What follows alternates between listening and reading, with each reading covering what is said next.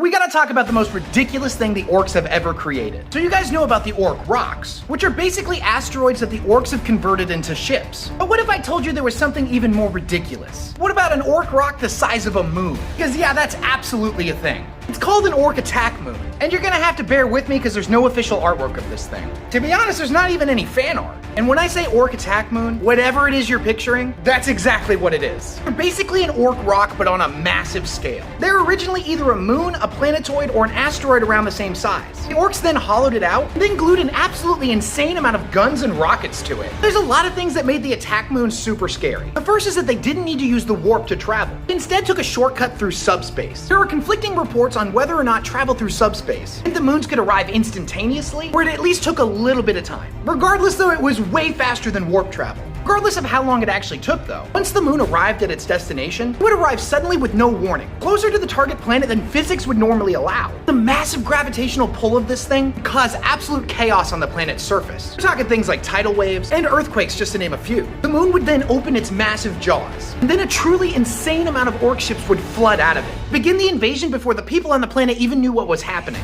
Once the battle was over, the Orks had completely dominated the planet. They'd install this thing known as a gravity nexus, which would begin to rip the planet apart, and all of those big floating chunks then be absorbed into the attack moon, which were then used to make this thing even bigger. These things were originally encountered during a period known as the War of the Beast, which was the largest Ork WOG ever documented, and next to the Horus Heresy, was the largest conflict the Imperium's ever been engaged in. It was led by a truly massive Ork known as the Beast, who stood around 10 meters tall, which for comparison makes Thraka look like a toddler. It was what is known as a prime Ork, which is as close as you can get to their ancient ancestors known as the Crocs. And the craziest thing is there wasn't even just one of this guy. Turns out there was a whole bunch of them, all using the same name. The attack moons served as their flagships, and the gravitational weaponry they used was ridiculous. They had this thing known as a grav whip, which could tear Imperium battleships apart in seconds. Apparently the weapon was strong enough to even destroy planets. The attack moons were actually supposed to be a prototype, and under the command of the Beasts, the Orks were actually attempting to build an attack planet, which would have been used to attack Terra itself,